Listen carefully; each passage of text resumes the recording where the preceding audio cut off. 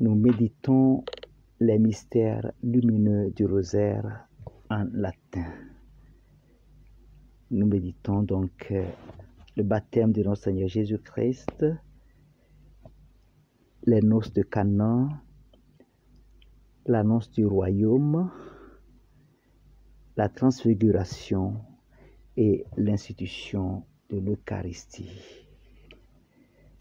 Oui, dans notre langue liturgique de l'Église, portons effectivement ces mystères merveilleux que le Seigneur Jésus a daigné laisser à son Église. Et parce que le don de l'Esprit Saint nous fortifie et nous enracine dans ces mystères, portons évidemment toutes les intentions du corps du Christ les plus urgentes, le triomphe du cœur immaculé de Marie, dans l'Église et dans le monde, la conversion de tous les pécheurs, l'unité des chrétiens, comme intention prioritaire. Premier mystère lumineux, le baptême de notre Seigneur Jésus-Christ. Fruit du mystère, la fidélité à notre promesse du baptême. Croire en Dieu le Père, le Fils et le Saint-Esprit et rejeter toutes les séductions de l'ennemi, envers et contre tout. Pater noster, qui es in celis, sanctificetur nomen tuum, adveniat regnum tuum, fiat voluntas tua, sicut in cielo et in terra.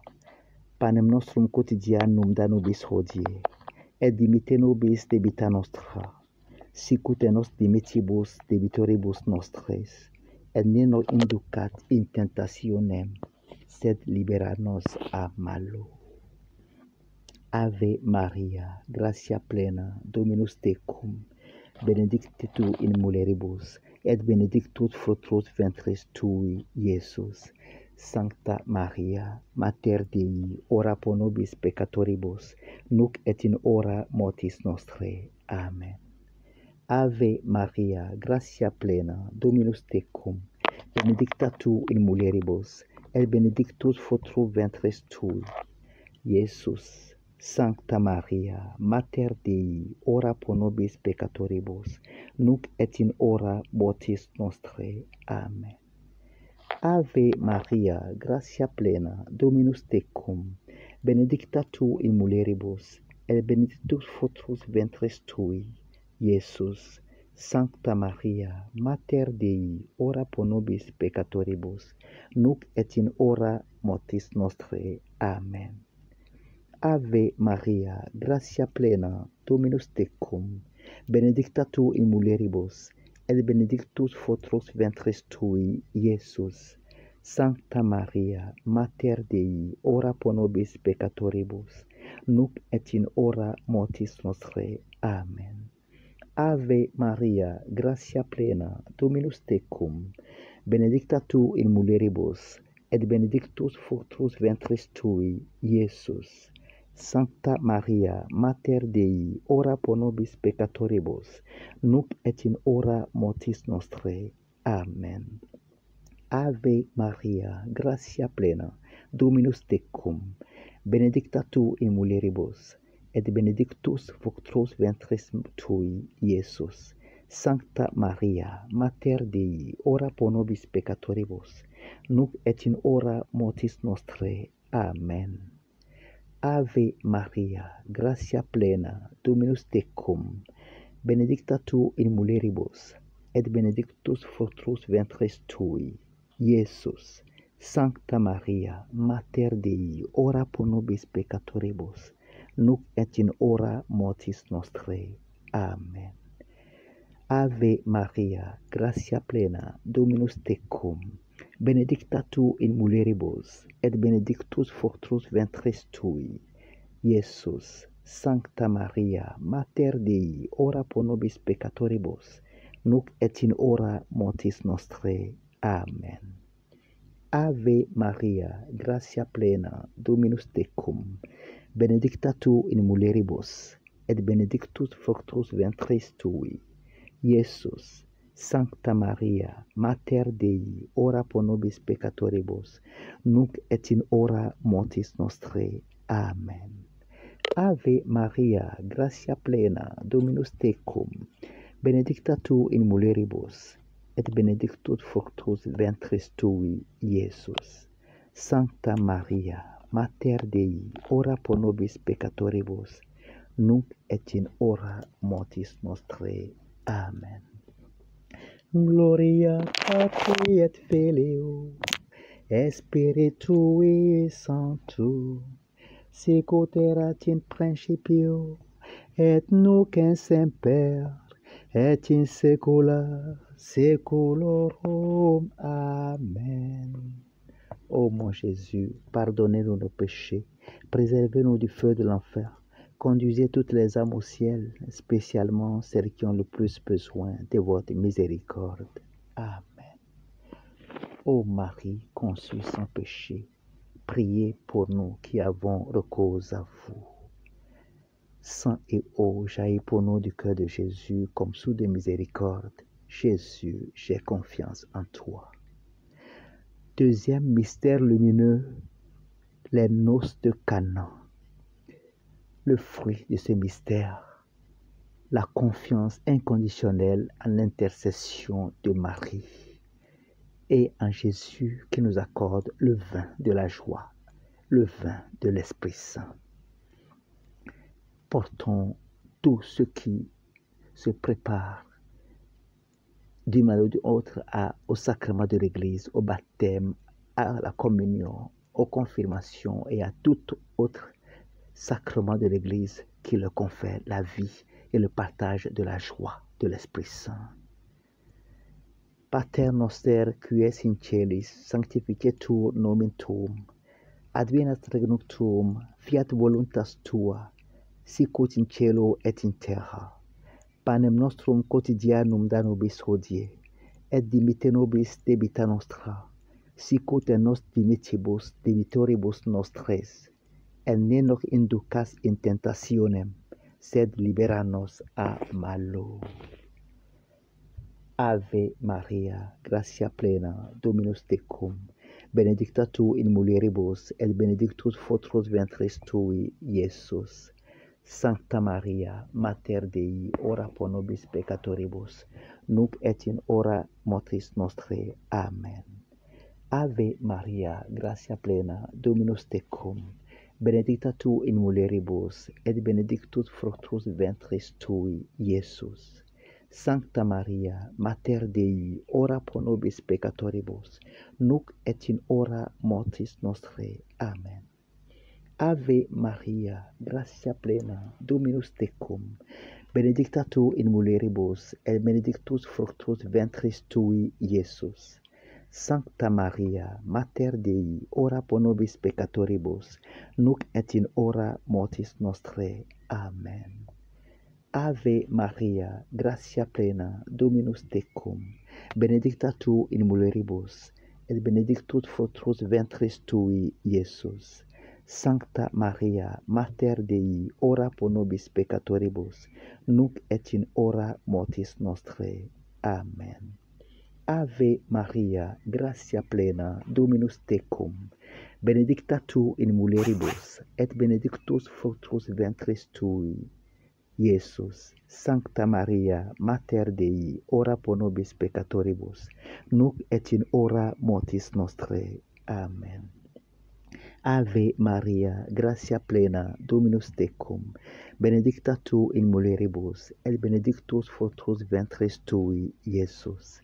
Sancta Maria, Mater Dei, ora pro nobis peccatoribus, nunc et in hora mortis nostrae. Amen.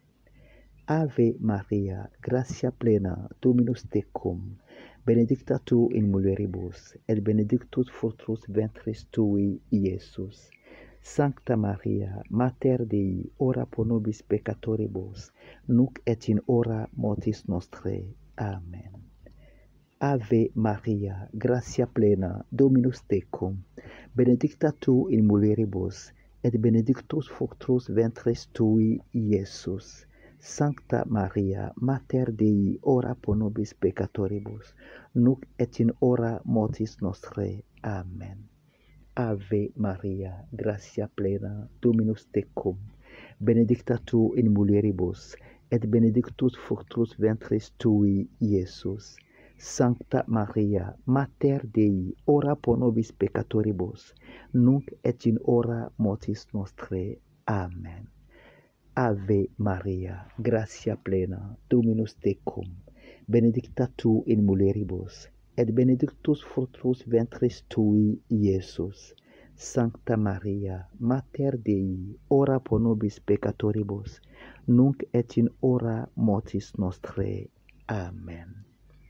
Gloria Patri et Filio, et Spiritui Sancto, sicut erat in principio, et nunc in semper, et in saecula saeculorum. Amen. Ô mon Jésus, pardonnez-nous nos péchés, préservez-nous du feu de l'enfer, conduisez toutes les âmes au ciel, spécialement celles qui ont le plus besoin de votre miséricorde. Amen. Ô Marie, conçue sans péché, priez pour nous qui avons recours à vous. Ô épouse virginale du Saint-Esprit, intercédez pour nous, pour les dons de l'Esprit Saint. Saint Joseph, gardien de la Sainte Chasteté, pauvreté, obéissance, dans la force de l'Esprit Saint, prie pour nous et obtiens-nous ces dons précieux de l'Esprit. Troisième mystère lumineux, l'annonce du royaume des cieux. Fruit de ce mystère, l'esprit missionnaire, le témoignage et dans la force de l'Esprit Saint, la vie de charisme en nos communautés, en nos familles et en toute notre vie, pour que la gloire du Christ éclate aux yeux du monde. Prions pour toutes les congrégations, qu'elles soient contemplatives ou missionnaires, afin que le don de l'Esprit, sans cesse renouvelé, coule sans cesse comme de source du sanctuaire oriental. Oui, de la porte orientale du sanctuaire, comme dans la vision d'Ézéchiel, afin que chaque mois, ces arbres portent d'abondants fruits pour les nations, comme nourriture et comme remède. Pater noster qui es in celis, sanctificetur nomen tuum, adveniat regnum tuum, fiat voluntas tua, sicut in cielo et in terra. Panem nostrum quotidianum da nobis hodie, et dimitte nobis debita nostra, sicut et nos dimitibus debitoribus nostres, et ne nos inducas in tentationem, sed libera nos a malo. Ave Maria, gratia plena, Dominus tecum, benedicta tu in mulieribus, et benedictus fructus ventris tui, Iesus. Sancta Maria, Mater Dei, ora pro nobis peccatoribus, nunc et in hora mortis nostrae. Amen. Ave Maria, gratia plena, Dominus tecum, benedicta tu in mulieribus, et benedictus fructus ventris tuis, Iesus. Sancta Maria, Mater Dei, ora pro nobis peccatoribus, nunc et in hora mortis nostrae. Amen. Ave Maria, gratia plena, Dominus tecum, benedicta tu in mulieribus, et benedictus fructus ventris tui, Iesus.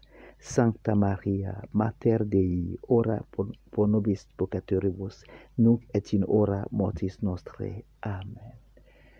Ave Maria, gratia plena, Dominus tecum, benedicta tu in mulieribus, et benedictus fructus ventris tui, Iesus. Sancta Maria, Mater Dei, ora pro nobis peccatoribus, nunc et in hora mortis nostrae. Amen. Ave Maria, gratia plena, Dominus tecum, benedicta tu in mulieribus, et benedictus fructus ventris tui, Iesus. Sancta Maria, Mater Dei, ora pro nobis peccatoribus, nunc et in hora mortis nostrae. Amen. Ave Maria, gratia plena, Dominus tecum, benedicta tu in mulieribus, et benedictus fructus ventris tui, Iesus. Sancta Maria, Mater Dei, ora pro nobis peccatoribus, nunc et in hora mortis nostrae. Amen. Ave Maria, gratia plena, Dominus tecum, benedicta tu in mulieribus, et benedictus fructus ventris tui, Iesus. Sancta Maria, Mater Dei, ora pro nobis peccatoribus, nunc et in hora mortis nostrae. Amen. Ave Maria, gratia plena, Dominus tecum, benedicta tu in Dominus tecum, benedicta tu in mulieribus, et benedictus fructus ventris tui, Iesus. Sancta Maria, Mater Dei, ora pro nobis peccatoribus, nunc et in hora mortis nostrae. Amen. Ave Maria, gratia plena, Dominus tecum, benedicta tu in mulieribus, et benedictus fructus ventris tui, Iesus. Sancta Maria, Mater Dei, ora pro nobis peccatoribus, nunc et in hora mortis nostrae. Amen. Ave Maria, gratia plena, Dominus tecum, benedicta tu in mulieribus, et benedictus fructus ventris tui, Iesus. Sancta Maria, Mater Dei, ora pro nobis peccatoribus, nunc et in hora mortis nostrae. Amen. Ave Maria, gratia plena, Dominus tecum, benedicta tu in mulieribus, et benedictus fructus ventris tui, Iesus. Sancta Maria, Mater Dei, ora pro nobis peccatoribus, nunc et in hora mortis nostrae. Amen.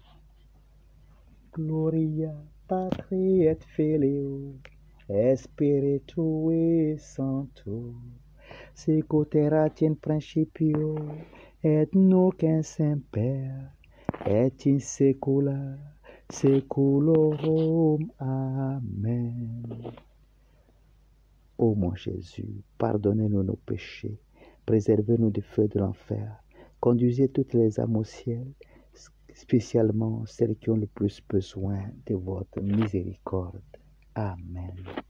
Ô Marie, conçue sans péché, priez pour nous qui avons recours à vous.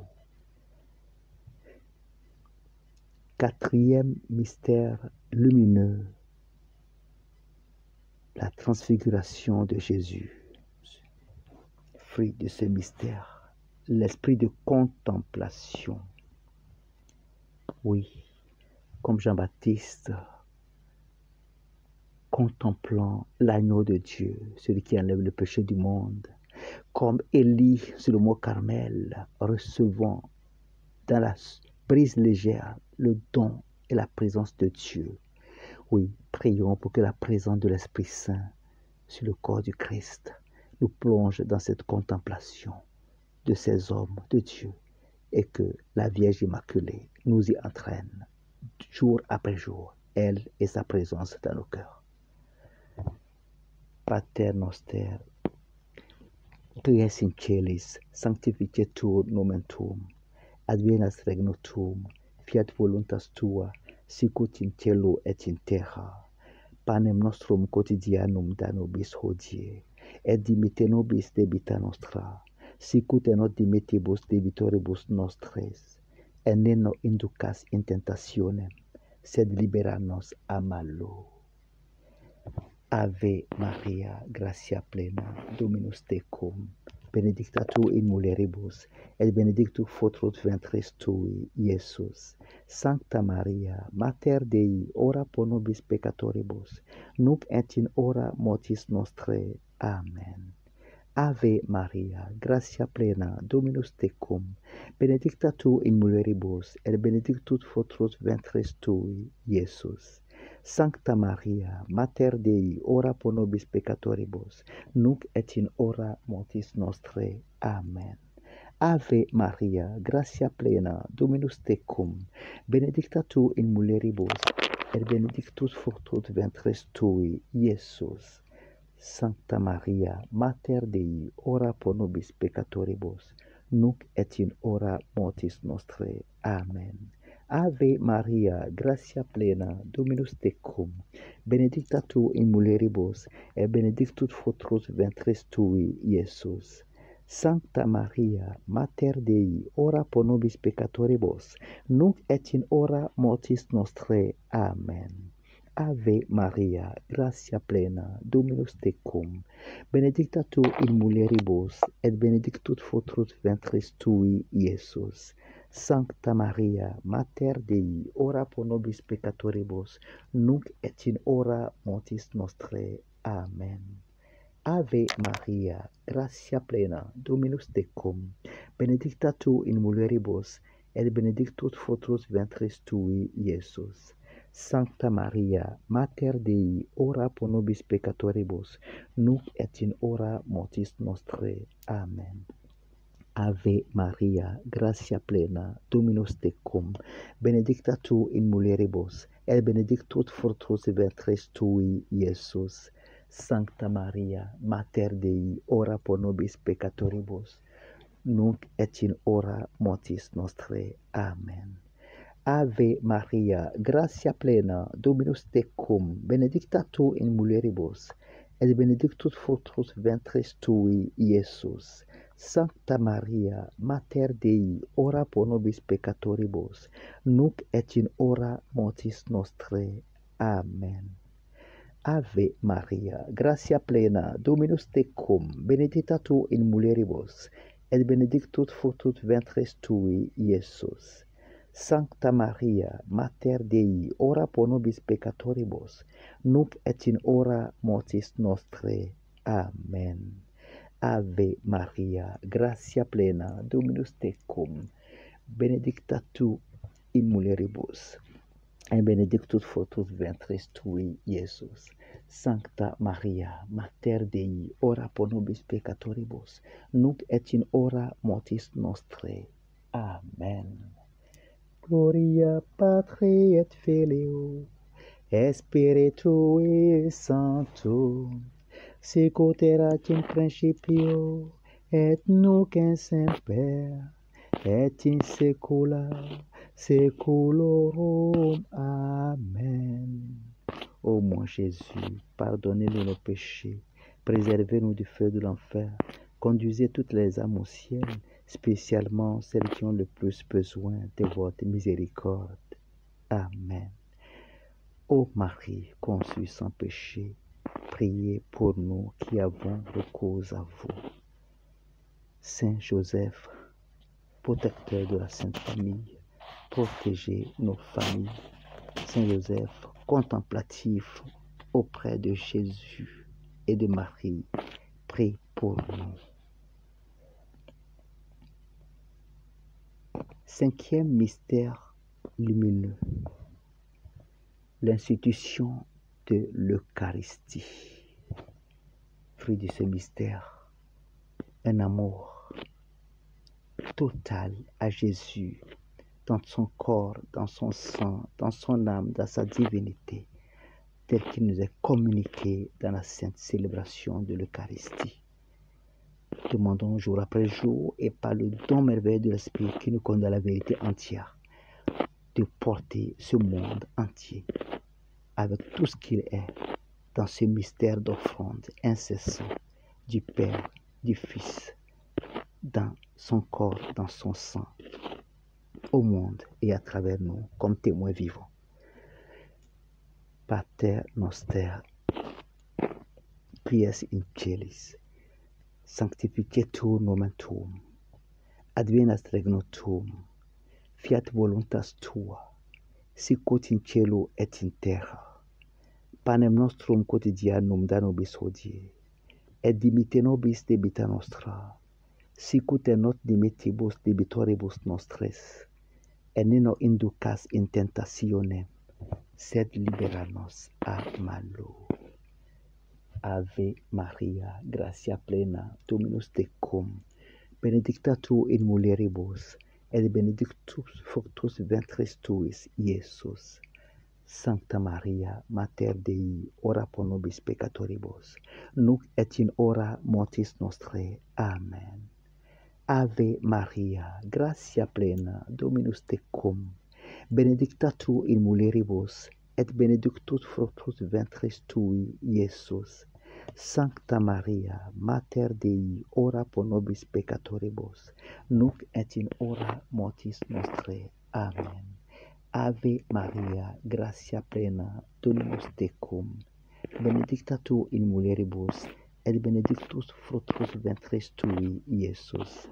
Sancta Maria, Mater Dei, ora pro nobis peccatoribus, nunc et in hora mortis nostrae. Amen. Ave Maria, gratia plena, Dominus tecum, benedicta tu in mulieribus, et benedictus fructus ventris tui, Iesus.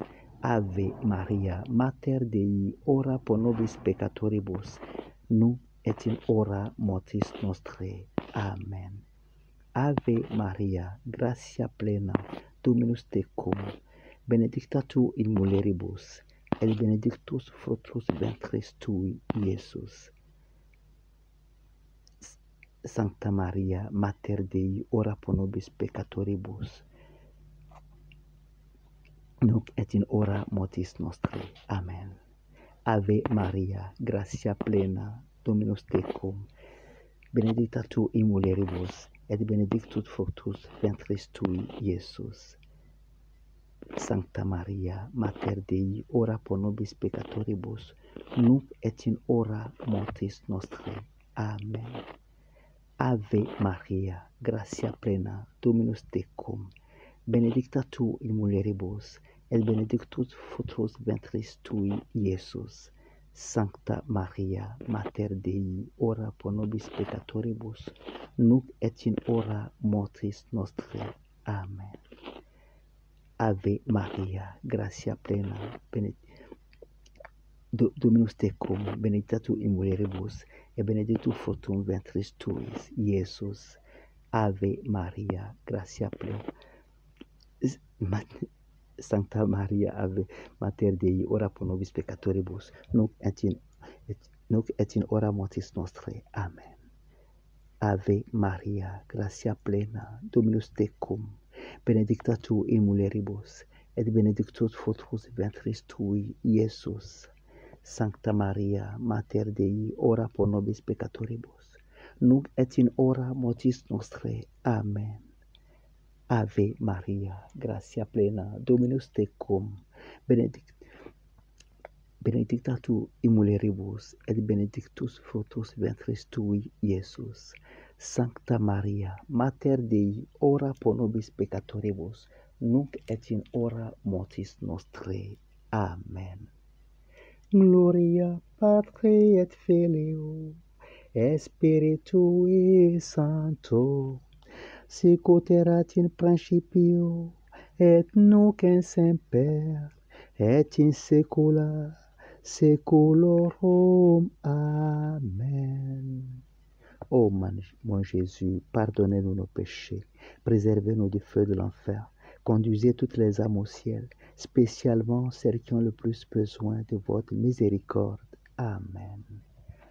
Notre-Dame de l'Eucharistie, priez pour nous. Ô Marie conçue sans péché, priez pour nous qui avons recours à vous. Acte de charité envers Jésus, Eucharistie. Mon Dieu, je vous aime de tout mon cœur et par-dessus toute chose, parce que vous êtes infiniment bon et infiniment aimable, et j'aime mon prochain comme moi-même pour l'amour de vous. Un acte de réparation à Jésus Eucharistie, selon la prière de l'ange de Fatima.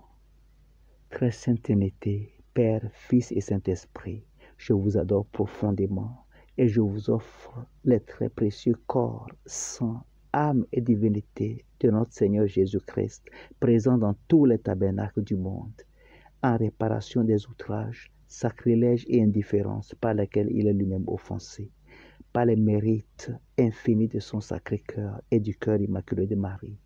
Je vous demande la conversion des pauvres pécheurs. Amen.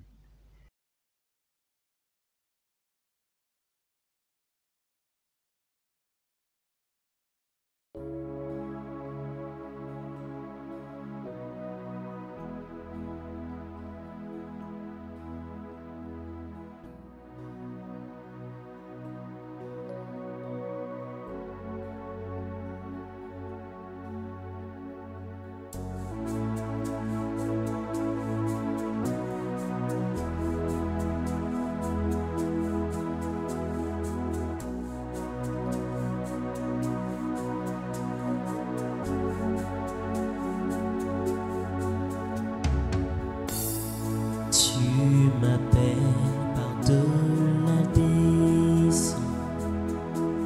Quel inconnu, aucun appui. Tu te révèles dans ce mystère, dans l'abîme, ma foi demeure. J'aime mon cœur et ton saint nom, portant mes yeux vers l'horizon. Dans la tempête, tes bras abriteront mon âme.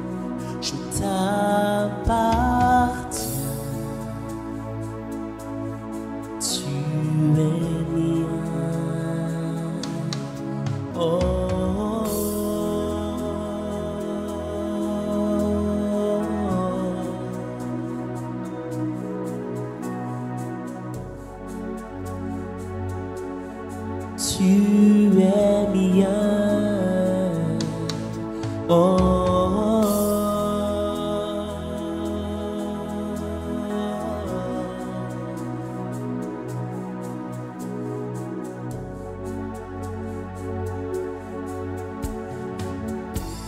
Ta grâce abonde dans la profondeur, ta main puissante me guidera,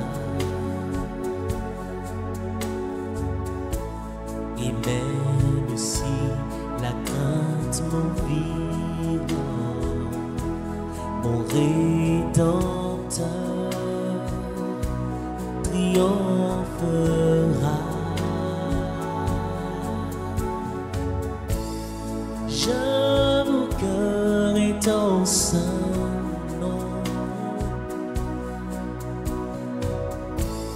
portant mes yeux vers l'horizon.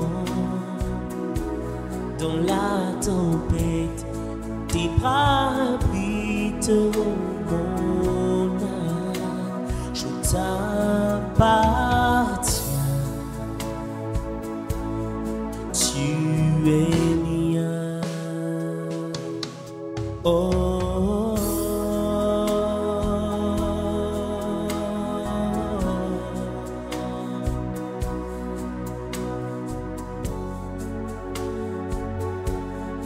Tu es mien.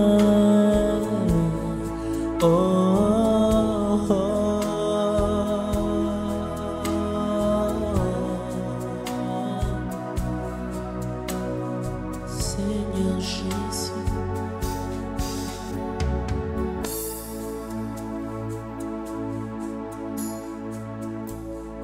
Esprit Saint, porte ma foi dans l'invincible.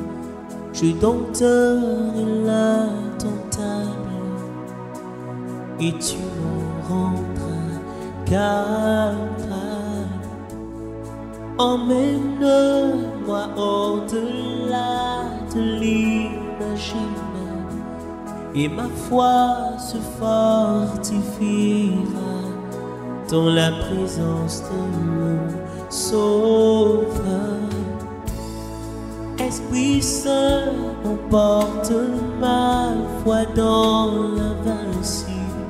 Je dompte l'indomptable, et tu m'en rendras capable. Emmène-moi au-delà de l'imaginable, et ma foi se fortifiera dans la présence de mon Sauveur. Esprit Saint, emporte-moi dans l'invisible. Je dompte l'indomptable, et tu m'en rendras capable. Emmène-moi au-delà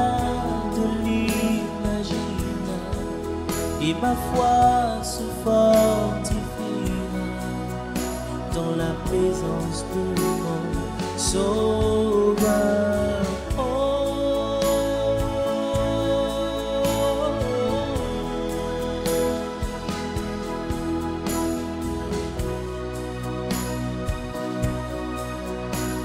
mon Dieu.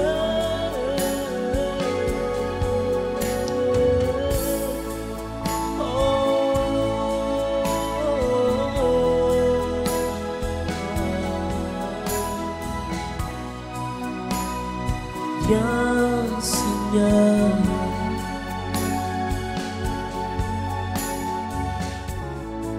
Esprit Saint, porte-moi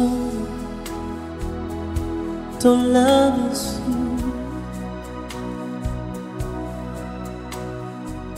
Tu m'as force, je recueille ton. Ma foi se fortifiera dans la présence de mon Sauveur. Je recueille ton saint nom. Portant mes yeux vers l'horizon, dans la tempête, tes bras mon âme, je t'appartiens. Tu es mien, tu es mien.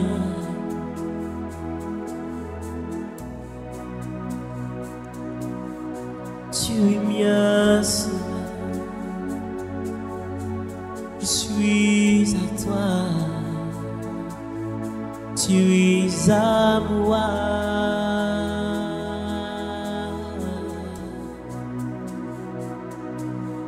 Dieu sauveur, je suis à toi. Tu es à moi, Jésus.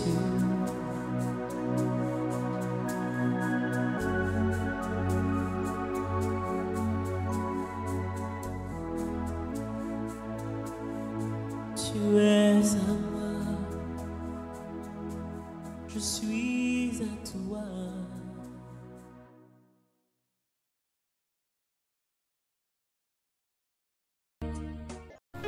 Nous sommes d'une génération bénie. Amen. Autant de Mère Teresa, je ne pense pas qu'elle avait la possibilité d'entendre des cantiques de ce genre pour vivre ses lévitations. Nous, on écoute ça et puis on se sent vraiment bercé par le Seigneur. Amen. Mère Teresa, c'était peut-être autre. Peut-être qu'il y a d'autres chants, mais en tout cas, nous, à notre temps là, tu écoutes un cantique comme ça et puis tu es dans les bras du Seigneur. Amen. C'est vraiment une bénédiction et je crois que ça nous fait du bien que le Seigneur ait permis que nous soyons de cette génération-là. Amen. Nous ne sommes pas arrivés en retard. Nous sommes arrivés à l'heure. Amen. Voilà, donc nous allons poursuivre. Nous allons poursuivre et j'aimerais d'abord lire avec vous un ou deux versets de l'évangile de Jean, Saint Jean, le chapitre 1er, à partir du verset 38, 38-39. Jésus se retourna et voyant qu'ils le suivaient, il leur dit: que cherchez-vous? Il lui répondit: Rabbi, ce qui signifie maître, où demeures-tu? Venez, leur dit-il, et voyez. Ils allaient et il vit où il demeurait et il restait auprès de lui ce jour-là. C'est environ la 10e heure. Puisque nous sommes aujourd'hui appelés à voir, être des visionnaires, nous n'allons pas nous laver les yeux avec l'eau de Saint-Michel, mais nous laisser régénérer par l'eau, par le Saint-Esprit. J'étais avec un christianiste céleste il n'y a pas longtemps. J'étais à une mission dimanche dernier à Divo et puis j'ai eu fait un christianiste céleste. Je me suis dit, voilà. Donc nous allons plutôt laisser le Saint-Esprit nous régénérer. Les bien-aimés, vous savez, dans ce petit passage qui va me servir là pour pouvoir passer avec vous cette deuxième partie de la journée, il a dit que les apôtres, ces apôtres de Jean, ont vu Jésus qui passait et la question qu'ils lui ont posée, c'est « Maître, où demeures-tu?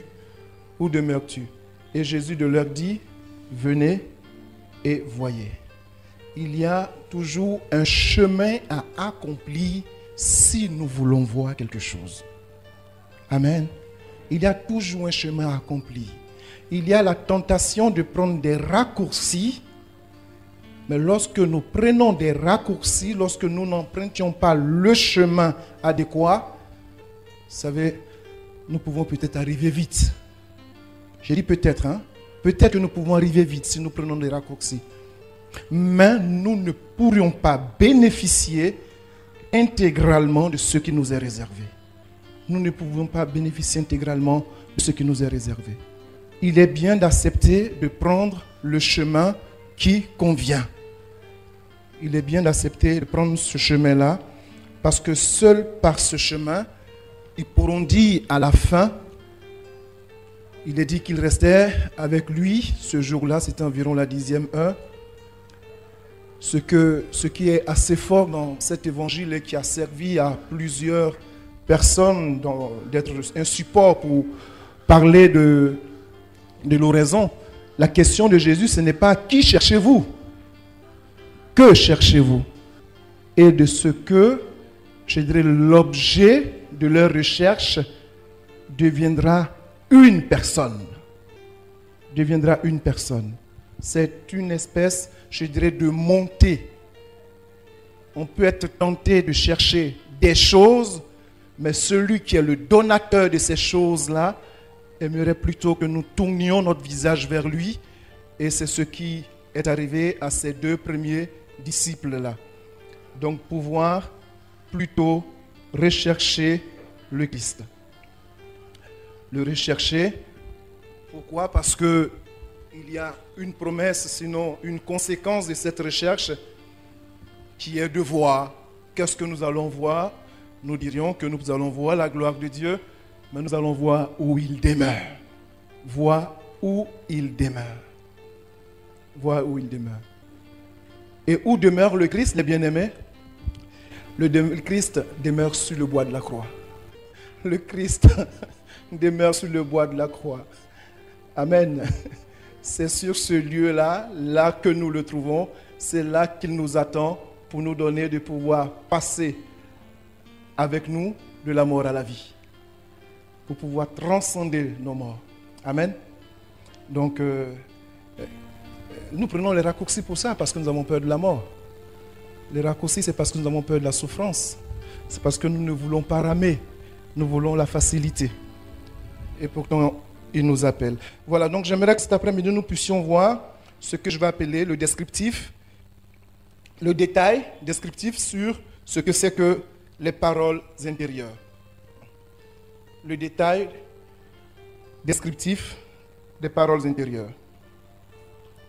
C'est-à-dire, nous allons essayer de voir rapidement à quel moment ces paroles-là peuvent arriver, c'est-à-dire à quel moment nous pouvons les entendre, les recevoir, quelle peut être la clarté de ces paroles-là, quelle peut en être la puissance, la certitude, et puis bien d'autres, mais bon, au fur et à mesure, je vais vous les donner. Donc, premièrement, c'est de savoir quand je suis, nous avons dit, oraison et vision prophétique. Je le disais ce matin, je l'ai plusieurs fois répété, la tentation, c'est de penser qu'une grâce prophétique peut m'être donnée parce que je suis en oraison, ou bien mon oraison est le lieu où la grâce peut m'être donnée. L'expérience qui est la nôtre, en tout cas celle-là a été la mienne, Dieu merci que mes dévanciers dans le ciel me disent aussi que c'est celle-là qui a été aussi leur expérience, c'est que de leur union avec le Seigneur, de leur vie de prière, partout où ils ont été, ils ont pu être capables d'entendre Dieu leur parler.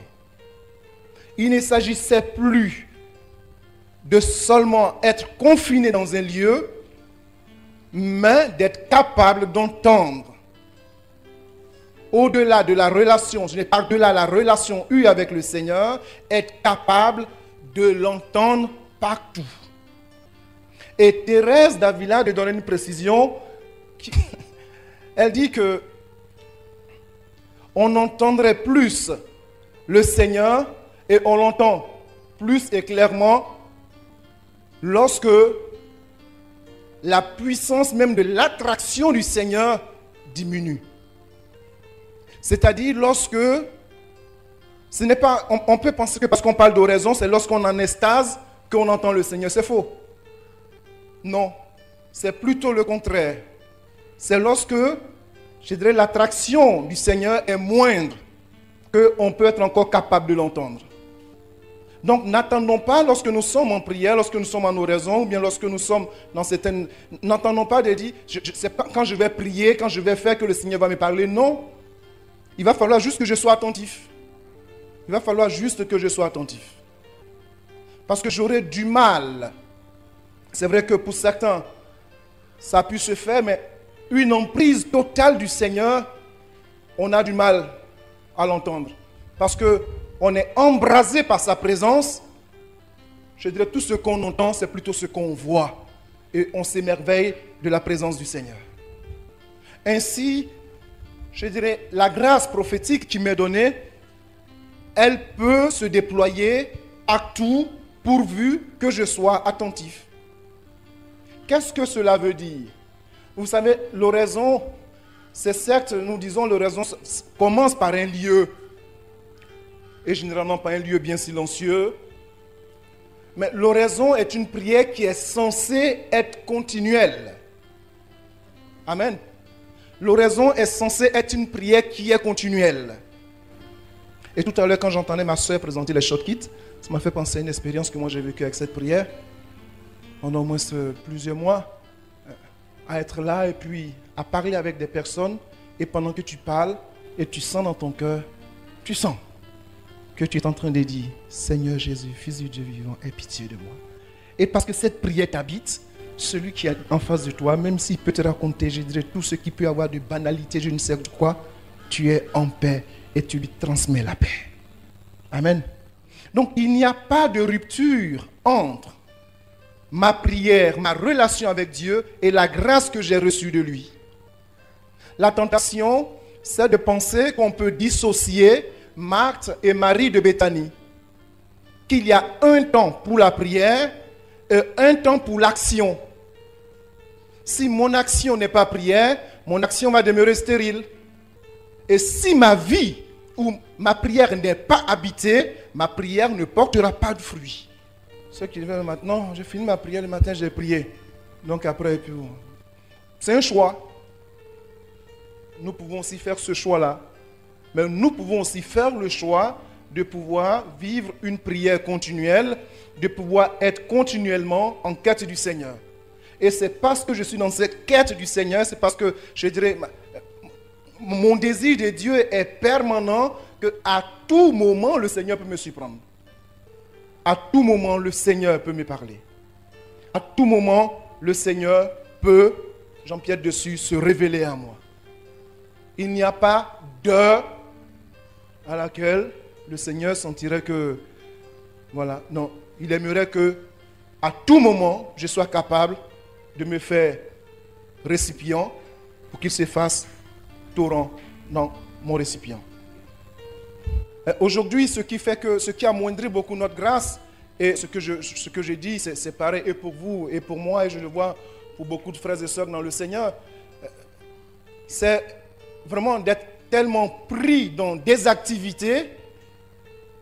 Je voyais un lieu où je suis passé il y a un mois ou deux pour prêcher. Et puis l'une des sœurs de ce lieu-là, je préfère ne pas dire le nom, m'invite là et puis pour partager. Et puis je lui demande quand est-ce que vous vous rassemblez pour prier. Ah non, franchement, c'est prévu 2 fois dans le mois. mais a tellement d'activités que franchement c'est impossible. Chacun fait pour lui.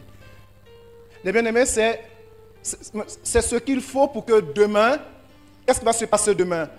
La grâce ne va pas mourir, hein? Le groupe ne va pas se disloquer.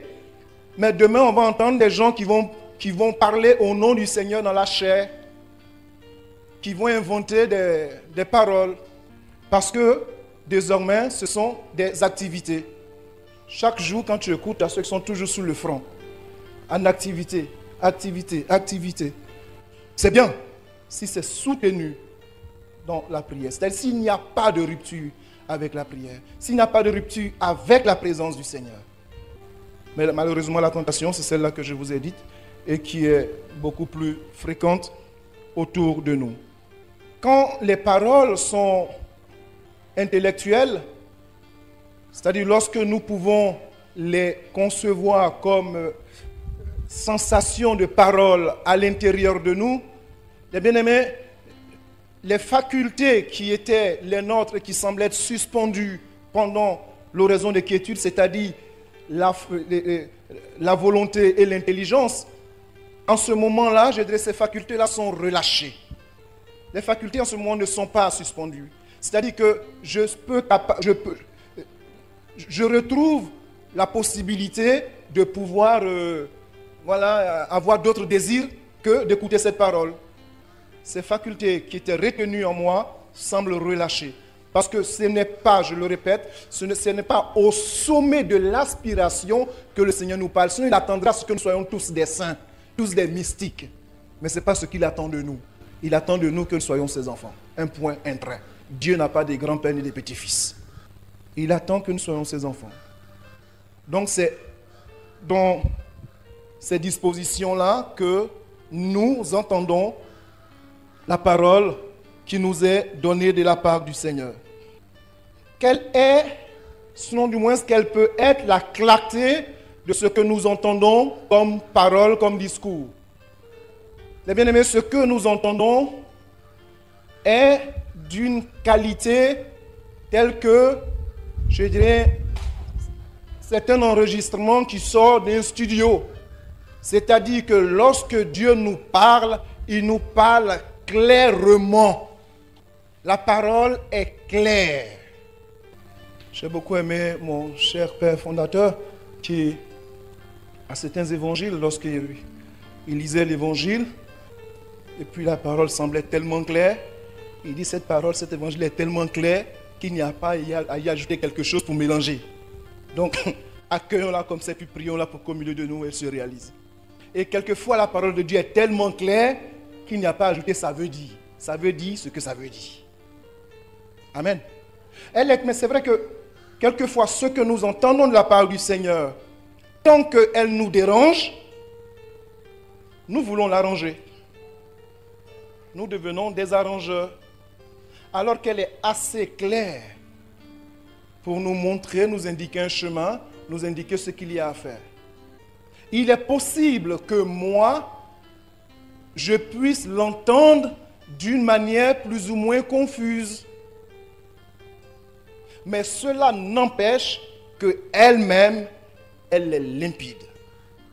Et sa limpidité, nous verrons ce qu'elle est capable de produire lorsque nous l'accueillons d'une manière assez claire, assez limpide, telle qu'elle se donne, telle qu'elle se laisse entendre. À la différence des paroles qui sont le fruit de notre imagination, qui sont des paroles, je dirais, issues de l'imitation, nous voyons à quel point, quelquefois, elles ont besoin d'être expliquées, arrangées, je dirais, mise dans des contextes pour que, bon, on puisse crier tout ça, amen. Mais bon, on verra bien tout à l'heure en termes du fruit, ça ne produira pas le même fruit. Ça ne produira pas le même fruit. Ici, peut-être que je ne l'ai pas dit au début, mais je parle ici des paroles qui nous sont données et qui sont d'une certaine vérité, d'une certaine clarté. On n'est pas dans le domaine d'une parole qui nécessiterait un discernement de... Parce que je prends cet exemple. Des personnes vont venir te voir pour dire, j'ai reçu cette parole et voici, je ne sais pas ce que ça veut dire pour moi. Moi, j'aime bien ce genre de questions. Parce que je te pose la question, toi, quand tu l'as reçu la première fois, qu'est-ce que pour toi ça voulait dire? Moi, ça c'est ma question. Et toi, quand tu l'as reçu, dès que tu l'as reçu, à quoi tu as pensé? Ah, je ne sais pas. Ça, je vais te dire, mon frère, je ne crois pas. Tu as toujours pensé à quelque chose dès que tu reçois une parole. Après, tu vas te rendre compte peut-être que, donc tu vas essayer de chercher quelqu'un qui va édulcorer la parole pour que tu te sentes à l'aise avec cette parole. Mais dès que tu l'as reçue, qu'est-ce que pour toi, elle voulait dire? Je peux te donner après mon interprétation de ce que... Mais pour toi, qu'est-ce qu'elle voulait dire? Parce que c'est à toi d'abord qu'elle était adressée. J'ai ouvert la Bible, je suis tombé sur cette parole-là, et puis je ne sais pas ce que ça veut dire. Mais c'est toi qui as ouvert? C'est pas moi qui ai ouvert. Si moi j'ouvre la mienne, je tomberai sur une autre. Tu ne comprends pas ce que ça veut dire? Demande à celui qui t'a dit d'ouvrir. Donc, je dirais que ce sont des paroles qui sont assez claires et qui ne nécessitent pas qu'on puisse chercher midi à 14h. Amen.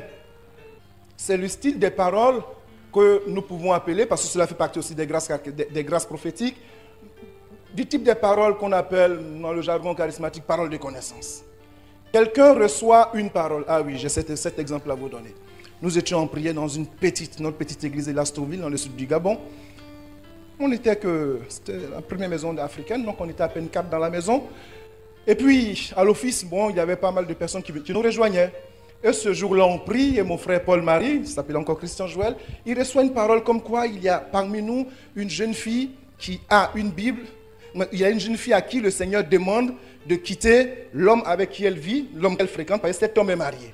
Et puis on continue la prière, personne ne bouge. Il insiste, il dit je pense que la personne a la photo de cette jeune fille a la photo de la personne avec elle, et la photo se trouve dans sa Bible. Là, on a vu une jeune fille dans le fond là-bas, mais se remuer et crier, ça c'est faux, ce sont les autres qui t'ont dit. Elle avait exactement la photo de la personne dans sa Bible. Le père Nicaise lui dit, j'oublie son nom, cette petite Cindy, elle s'appelait Cindy, j'oublie son prénom. Lui dit, écoute, est-ce que tu veux qu'on prie pour toi pour que le Seigneur... est-ce que tu veux qu'on prie pour toi? Bon, après quelques hésitations, elle accepte. Elle arrive, et puis on lui demande, est-ce que tu veux renoncer à cet homme et puis tout ça? Là, elle sort les gros yeux, nous regarde là. Non, hein? Ok, lève-toi, retourne à ta place, et puis l'office va continuer. Donc, on peut recevoir une parole, et parce que elle nous contrarie, on peut chercher à pouvoir lui trouver d'autres raisons, d'autres significations. Ou encore ceux qui, dès qu'ils reçoivent une parole, ils entendent une parole, ils ne la prennent pas pour eux-mêmes, ils vont d'abord regarder le voisin, bien celui dont ils ont entendu parler. Ce n'est pas pour eux, c'est pour l'autre. Est-ce que toi tu l'accueilles? Ou bien tu es venu pour être une espèce de miroir pour dévier la parole vers les autres. Elle a une autre caractéristique, cette parole qui nous est donnée en termes prophétiques au travers de l'oraison. Il nous est dit qu'elle est énergique. C'est-à-dire que cette parole s'impose. Elle s'impose et elle résiste, je dirais, à toute espèce d'opposition. C'est l'exemple de cette petite Cindy. Cette parole, elle pouvait vouloir chercher d'autres raisons, mais c'était donné là, tu étais tellement agité que tout était là devant nous. La parole s'impose. Elle est ce qu'elle est. Elle ne s'impose pas à toi. Elle s'impose comme vérité. Toi, tu es toujours libre de l'accueillir. Tu es toujours libre de l'accueillir. L'autre élément que, au travers de la parole reçue, nous constatons, c'est que cette parole qui est donnée en termes prophétiques est accompagnée d'une certitude. Elle est accompagnée d'une certitude. C'est-à-dire, la parole qui est donnée, on peut vouloir chercher l'auteur ailleurs. Non, ça, franchement, c'est mon imagination, c'est Dieu. Elle va s'imposer et elle s'imposera comme parole qui a pour auteur le Seigneur. Et quelquefois même, le malin peut vouloir se mettre aussi dans la bataille. Pour non seulement te faire croire que c'est lui qui pourra en être l'auteur, ou tu vas trouver certains directeurs spirituels, certains accompagnateurs qui vont même te dire, écoute, ça franchement, fais attention, peut-être c'est le démon. Bon, comme j'ai ajouté, fais attention dessus, ça va, c'est encore la prudence. Mais ceci dit, cette parole est accompagnée d'une certitude qu'elle provient de Dieu. Pourquoi? Parce que ce à quoi elle invite est une question de lien avec le Seigneur, ce que le démon ne peut pas te demander. Amen. Elle invite à un lien avec le Seigneur, ou encore elle produit la paix en toi. Le démon n'est pas fait pour te donner la paix. Donc, elle te met en lien avec le Seigneur et elle produit la paix.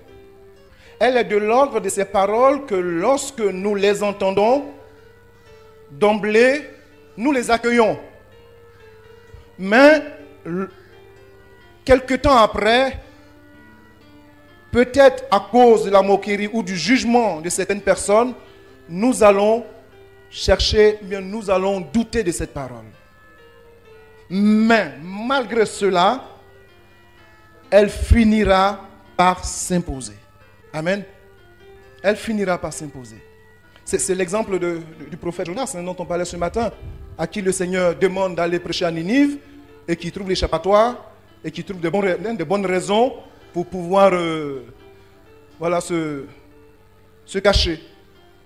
Dans sa cachette, la parole du Seigneur est allée le chercher. Dieu a pris les moyens pour le ramener là où il l'attendait. La parole, elle va s'imposer à nous comme vérité. Une autre caractéristique que va produire ces paroles, c'est qu'elle est accompagnée d'une certaine majesté lorsque je l'entends. Et c'est cette majesté-là qui me donne la certitude de dire ça, c'est quelqu'un de grand qui me parle. Ce n'est pas mon excitation intérieure. Ce n'est pas mon excitation intérieure. Cela me fait penser à mon père, un père néo-zélandais que nous avons eu un moment en communauté. Il arrivait du diocèse, mais arrivé en communauté. Kevin l'était tous les jours, il finit rapidement son service. Est-ce que je peux l'adorer? Il avait son anglais mélangé à un français. Et puis bon, il prenait la route de la chapelle, et puis c'était l'adoration. Après, bon, son service d'adoration. Un zélé, un brûlé, comme on le disait. Il était tellement brûlé que c'était difficile de manger à table à midi.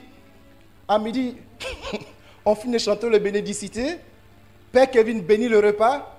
Non, je sens que le Seigneur est en train de toucher quelqu'un en plein repas. Ça pouvait énerver. Franchement, je connais certains qui en avaient marre. Mais on voyait ceux qui pleuraient là sur la table à midi. Là. Partout, là, je dirais, où on est venu avec le ventre creux, non? Le Seigneur, lui, dans sa faim, il était capable encore d'être attentif au Seigneur, parce que sûrement ce qu'il attendait, il était sûr que ce n'était pas son imagination. Amen. Il était sûr que cela avait une autre connotation, une autre provenance. Le Seigneur a de l'humour. Hein? Je vous ai déjà raconté ce témoignage de l'une de mes folies comme ça, où en pleine prière, à un moment de disette dans la maison, en pleine prière, je ressens sur le cœur que le Seigneur voulait nous offrir une biche. On avait faim. Donc quand tu reçois une telle parole, tu vas te dire sûrement ça là. C'est mon ventre qui parle. Et on continue la prière, mais cette parole s'imposait à moi. Alors je donne ma parole, je dis mes frères, je rends gloire à Dieu parce qu'il nous offre une biche. Et mon frère Paul-Marie me regarde et me dit, ça c'est fort. Et la prière continue. Et au bout de quelques minutes, j'ai dit, les bien-aimés, la biche que le Seigneur nous offre est une biche vivante. Il a dit, ça c'est la totale. On a eu notre office et puis on a fini samedi. Dimanche matin, après la messe, on sillonnait les quartiers pour saluer ceux qui venaient prier avec nous les samedis ou bien quelquefois en semaine. Et on arrive chez le percepteur, M. Jean, pour lui dire bonjour. Puis il nous dit, ah les frères, mais j'avais oublié, j'ai quelque chose pour vous, allons à la gare. Il nous prend sa voiture, on arrive à la gare, on passe au milieu des vendeuses de viande boucanée. Et puis il arrive devant une femme et lui dit, Madame, sors ce que j'ai commandé. Elle sort, c'était une biche vivante. Le Seigneur de l'humour, ce jour, je me suis dit, mais mon Dieu, franchement, tu peux aller jusque-là. Tu peux aller... Non. C'est l'expérience de cette dame dont je vous ai parlé ce matin, à qui le Seigneur lui dit, écoute, elle se lève le matin pour prier, puis elle entend, ce foyer n'est pas le tien. Et je vais prier, ça c'est le Seigneur de l'humour, pourvu que nous soyons attentifs à ce qu'il nous dit, et cela, je vous le dis encore une fois de plus, c'est l'œuvre de l'oraison que de pouvoir aiguiser en nous, lui intérieur, de nous rendre assez disponibles, assez attentifs à ce que dit le Seigneur. Donc, c'est une parole de majesté, c'est-à-dire une parole qui a une certaine autorité. Qui a une certaine autorité. Cela ne veut pas dire qu'elle vient me violenter, hein? Non. Mais je sens l'autorité de cette parole. C'est l'expérience de Mère Teresa. Vous savez, Mère Teresa, lorsqu'elle reçoit ces motions intérieures du Seigneur qui l'invite à aller fonder le couvent des filles de Mère Teresa, elle se sentait très bien chez les sœurs de la Lorette. Elle n'a pas voulu quitter les sœurs de la Lorette comme ça. Le Seigneur lui a d'une certaine manière contrainte. Et voici cette sœur qui va dire à cet évêque, mon Seigneur, Jésus-Christ te dit que c'est lui qui a permis que tu fêtes, je ne sais plus combien d'années d'anniversaire qu'il fêtait de son épiscopat, mais il souhaite que le jour où tu vas célébrer ta fête, tu puisses permettre à ce que je puisse en même temps fonder l'œuvre. Son évêque lui dit, là tu blagues. Il faut dire à Jésus que ça ne marche pas comme ça avec moi. Mais malgré cela, ce qu'elle a entendu en elle était une certitude jusqu'au bout. Elle va essayer par des moyens qui semblaient humains, parce que plusieurs fois elle avait écrit à Rome pour avoir l'accord de pouvoir fonder rapidement son ordre, parce qu'elle sentait une certaine insistance de la part du Seigneur. Mais malgré ces moyens, je dirais cela n'a point diminué la valeur de ce qu'elle entendait. Et elle en était tellement convaincue qu'elle a fini par convaincre l'évêque. Et l'évêque tellement convaincu qu'elle a fini par nous convaincre, nous tous. Ce fut une œuvre extraordinaire, les filles de la charité. Une œuvre extraordinaire. Je ne sais pas si vous êtes déjà entré dans la maison des filles de Mère Teresa. Mais tu y entres. Et puis, bon, Seigneur, montrez-moi juste la chapelle. Et peut-être la chapelle, je reprends ma route, quoi. Ah oui. Voir des sœurs. Et comme déjà ce que lui disait cet évêque. Toi, une Européenne, tu penses que tu peux vivre comme une Indienne, là, une hindoue? Et ça a marché. Et comme elle le dit elle-même, parce que c'était l'appel du Seigneur. Donc il y a cette parole-là, il y a surtout la majesté de cette parole, l'autorité de cette parole qui fait qu'elle tient la route. Elle va également nous instruire, cette parole. Elle nous instruit parce qu'elle est une science instantanée. C'est-à-dire que la parole que je vais recevoir va tout de suite m'éclairer sur un mystère. Soit un mystère du Christ, mais en tout cas sur quelque chose. Et c'est cela la force d'un prédicateur qui prie. Vous savez, un prédicateur qui prie, parce qu'il est toujours en communication avec le Seigneur, il va prendre la même parole, la même portion de l'évangile. Quand il va te la commenter, tu as l'impression que cette portion de l'évangile, il ne l'a jamais commentée. Ce que tu entends, c'est du nouveau. Non parce que c'est un autre prêtre, mais le même prêtre, je dis. Le même prédicateur. Parce que dans la prière, parce que ce qu'il reçoit est quelque chose de neuf. Et nous pouvons faire les perroquets ou nous laisser instruire par le Seigneur. Il nous instruit de l'intérieur. Et quand je dis instruction de l'intérieur, elle va rejoindre une autre grâce dont je parle. Je pense que le frère Amos, je ne sais pas si c'est au programme, mais tout ce qui est de la lecture des âmes. Pourquoi? Parce que je reçois une parole du Seigneur, elle peut être une lumière, mais quand tu as un pénitent, ce qui est des prêtres qui ont cette grâce, ou quand tu as une lecture d'âme pour un accompagnateur, mais parce que là, il y a comme, je dirais, une parole qui vient et qui m'instruit sur un domaine bien précis, soit de ma vie, généralement du mystère du Christ ou d'une tierce personne. Est-ce qu'on me comprend? Elle produit, je dirais, cette action-là pour pouvoir attester qu'elle est parole du Seigneur.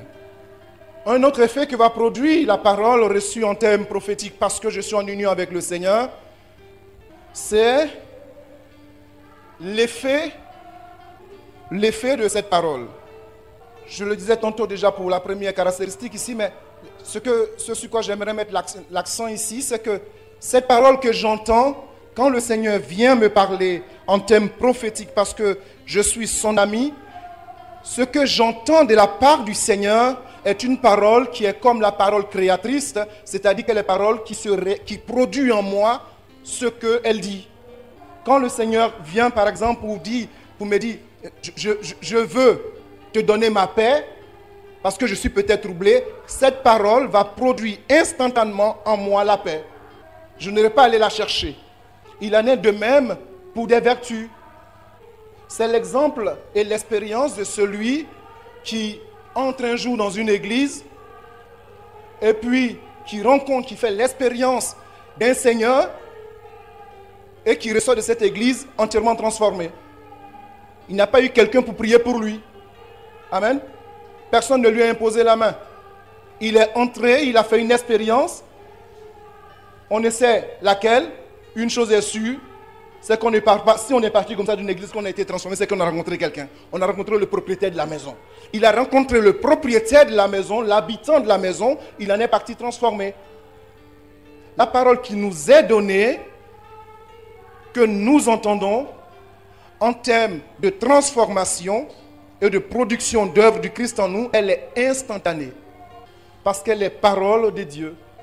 Nous en faisons l'expérience quelquefois d'une manière assez longue. Quand nous disons, par exemple, ah, tu sais, si c'était avant, ce que tu me dis là, tu ne m'aurais pas dit. C'est que nous reconnaissons que, bon, peut-être ça a pris du temps, mais là, il s'est produit quelque chose. Et ce qui s'est produit dans le temps, les bien-aimés, en termes ici de puissance de parole, elle peut se produire instantanément. Je peux entrer fornicateur dans une église, en sortie entièrement transformé. Parce que ce que j'aurais entendu a été une parole. Et la parole de Dieu, comme nous le disons et que nous le savons, elle ne retourne pas vers le Seigneur sans avoir accompli ce pourquoi elle a été annoncée, dite, prononcée. Donc elle accomplit nécessairement quelque chose en nous. Le dernier détail que produit, qu'on constate d'une parole qui nous est donnée dans ce domaine prophétique, parce que habité par le Seigneur, parce qu'en relation avec le Seigneur, c'est le souvenir de cette parole. Le souvenir de cette parole est un souvenir persistant. C'est-à-dire, je sais, même si peut-être j'ai oublié tout ce qui pourrait en être les détails, mais on a un souvenir de ce que Dieu nous avait dit. On a un souvenir du dépôt de la parole du Seigneur en nous. Elle ne s'est pas évaporée. Et quelquefois, cette parole entendue va prendre du temps peut-être en nous jusqu'à ce que nous soyons assez ouverts pour pouvoir produire en nous ce qu'elle promet. Mais elle demeure en nous. Elle demeure en nous. Il y a des paroles que nous avons sûrement oubliées, mais il y a celles que nous n'avons pas oubliées. Il y a celles que nous avons gardées, celles dont nous faisons encore quelquefois mémoire, ou celles qui ressurgissent lorsque nous nous trouvons dans certaines circonstances. Ces paroles sont gravées en nous et attendront le moment idéal pour pouvoir produire en nous leurs effets. Donc voici quelques détails de ces paroles que nous recevons de la part du Seigneur, que nous recevons du Seigneur en termes de grâce prophétique lorsque nous avons une certaine relation d'intimité avec lui. Donc vous constaterez avec moi rapidement que ce n'est pas des paroles imaginées. Une parole imaginée, sinon imaginaire, ne produirait rien. Amen. Quelquefois même ceux qui ont tendance à vivre dans l'imaginaire, en termes de paroles prophétiques, je dirais, ils les donnent et puis ça ne les gêne même pas. Mais bien aimé, c'est signe que le cœur s'est tellement assombri qu'on est capable de pouvoir tromper la parole de Dieu contre le mensonge.